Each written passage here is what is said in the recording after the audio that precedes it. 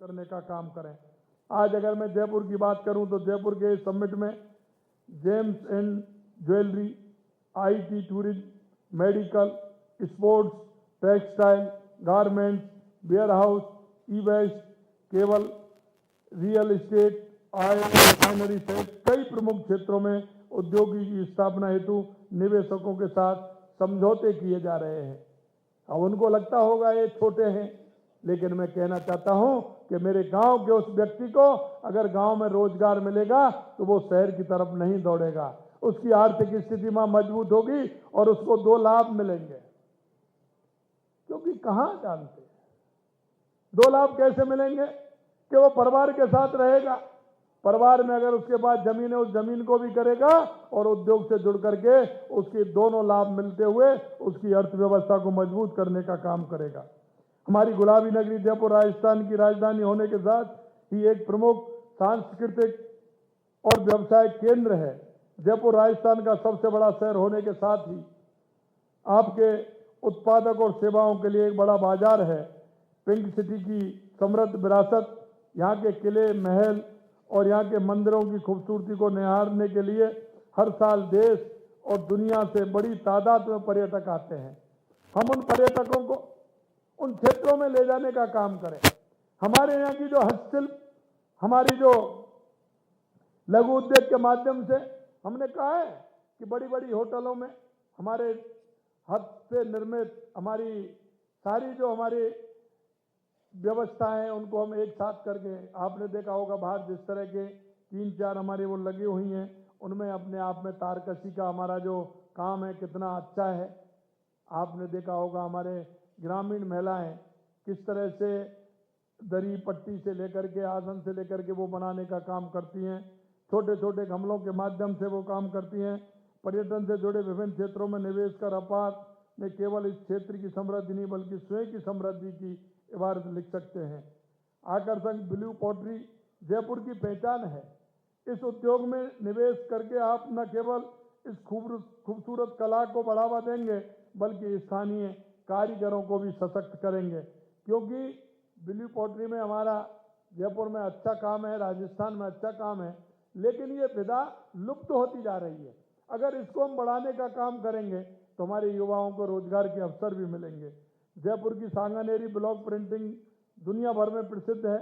Sanganeri railway station का भी कायाकल्प किया जा रहा है और उसका फायदा हमें उस रेलवे स्टेशन पर मिलेगा, जिससे उसका जो सांगानेरी प्रिंट का काम है हम रेलवे स्टेशन को उसी आधार पर बनाना चाहते हैं, जिससे कि दुनिया में मालूम पड़े कि सांगानेरी प्रिंट ये दुनिया का निराला प्रिंट है। जयपुर में हस्तकला का खजाना, यहाँ लाख आभूषण, मीनाकारी, संगमरमर, हस्तशिल्प व मूर्तियाँ, लकड़ी की नक्काशी, वस्त्र और जयपुरी रजाई का सुंदर काम होता है, जिनकी देश और विदेश में बेहद मांग भी है। इस क्षेत्र में निवेश कर आप हस्तकला और उत्पादों में निहित संभावनाओं को भुना सकते हैं। जयपुर की पहचान खादी वस्त्र के एक प्रमुख केंद्र के रूप में रही है। ये एक कपड़ा नहीं बल्कि हमारे राष्ट्रीय आंदोलन का प्रतीक है। और मैं सही कहा आपको बताना चाहता हूं कि आज़ादी के बाद 15 अगस्त को जो लाल किले पर झंडा फहराया गया था वो जयपुर से गया था। जयपुर जिला इतना बड़ा जिला था कि दौसा में ये बनता था तो ये जयपुर जिले से वहाँ गया था। जो लाल किले पर पहला झंडा फहराया गया था वो जयपुर का झंडा था। वो नज़दीक में इतना कह सकता हूँ कि राजस्थान का खादी उद्योग कितना समृद्ध रहा है। हमने हर जिले में एक विशेष उत्पादन को बढ़ावा देने के लिए one district one product ODOP योजना शुरू की है। इसके तहत जयपुर में रत्न एवं आभूषण, लकड़ी के खिलौने, हस्तशिल्प, रेडीमेड गारमेंट को चुना गया है। जयपुर ग्रामीण के लिए ब्लॉक प्रिंटिंग एवं कृषि उपकरण और दूध के लिए ब्लू पॉटरी को ODOP के रूप में चिन्हित किया गया है। हाल ही में हमने प्रदेश को ऊर्जा के मामले में आत्मनिर्भर बनाने के लिए 224 लाख करोड़ रुपए के MOU किए थे, जिनके जॉइंट वेंचर को कैबिनेट ने मंजूरी दे दी है और इस धरातल पर उतारने का काम शुरू कर दिया है। यहाँ पर विभिन्न प्रकार के खनिज, जैसा मैंने आपको बताया, खनिज एवं कृषि उत्पादों की विविधता और संपन्नता भी है। मैं कहना चाहता हूं मित्रों, सबसे पहले हमें आवश्यकता लगी। आप देख सकते हैं कि हमारी सरकार जब से बनी है, हमने प्राथमिकता से काम किया है, क्योंकि किसी प्रदेश के विकास के लिए, किसी प्रदेश की आर्थिक मजबूती के लिए सबसे पहले क्या आवश्यक है?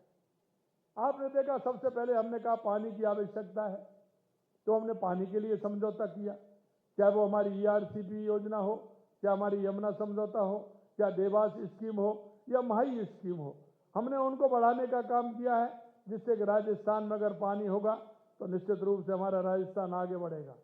दूसरी आवश्यकता बिजली की थी कि हमारे राजस्थान में बिजली की आवश्यकता है, तो हम कह सकते हैं कि 2027 तक हम राजस्थान में बिजली के क्षेत्र में आत्मनिर्भर हो जाएंगे। हमने 2,24,000 करोड़ रुपए के MOU किए हैं, जैसा कि मैंने आपको बताया। तीसरी आवश्यकता हमारी थी कि हमारे राजस्थान में निवेश आए, तो इसलिए हमने हमारी पहली साल में हमने हमारा ये राइजिंग राजस्थान रखा है, और इसके माध्यम से हम कह सकते हैं कि हमें समय मिलेगा, क्योंकि हम पूरी तरह से राइजिंग राजस्थान को नीचे तक उतार पाएंगे। और मैं आपको ये विश्वास दिलाता हूं कि जितने MOU हो रहे हैं, हम उन MOU को कर रहे हैं जो राजस्थान में नीचे उतरते हुए हमारे राजस्थान के विकसित राजस्थान और उत्कृष्ट राजस्थान के लिए काम करेंगे। हमारा लक्ष्य है कि राज्य के MSME सेक्टर को बड़े उद्योगों के साथ पर्याप्त प्रोत्साहन मिले, ताकि यह उद्योग आर्थिक विकास का आधार बने। आप सभी से अपील करता हूं कि हमारे साथ आप जुड़ें और राजस्थान की इस विकास यात्रा को बढ़ाने के लिए आप अपना महत्वपूर्ण योगदान दें और आप उसके सहयोगी बने, ऐसा मेरा आप सभी से निवेदन है। मुझे पूरा विश्वास है कि राजस्थान इस समिट के जरिए नई ऊंचाइयों को छुएगा, एक समृद्ध और नया अध्याय लिखेगा और एक विकसित राजस्थान की, देश के यशस्वी प्रधानमंत्री नरेंद्र मोदी जी ने विकसित भारत की जो कल्पना की है, हम कह सकते हैं कि देश के यशस्वी प्रधानमंत्री नरेंद्र मोदी जी के नेतृत्व में हमारा राजस्थान निश्चित रूप से आगे बढ़ेगा। आगे बढ़ते हुए विकसित राजस्थान, उत्कृष्ट राजस्थान और हमारे युवाओं को, हमारी महिलाओं को, हमारे किसानों को, हमारे मजदूरों को निश्चित रूप से उसका फायदा मिलेगा और हमारा इस चीज में राजस्थान आगे बढ़ते हुए नई ऊंचाइयों को छुएगा, ऐसा मेरा आप सभी से कहना है। आपसे मैं इतनी अपेक्षा करता हूं कि राइजिंग राजस्थान में आप सभी का सहयोग मिले, क्योंकि आपके सहयोग के बिना कुछ हो नहीं सकता। हमारा हर जिले में सहयोग मिलेगा और निश्चित रूप से हमारा मन मानस बनेगा।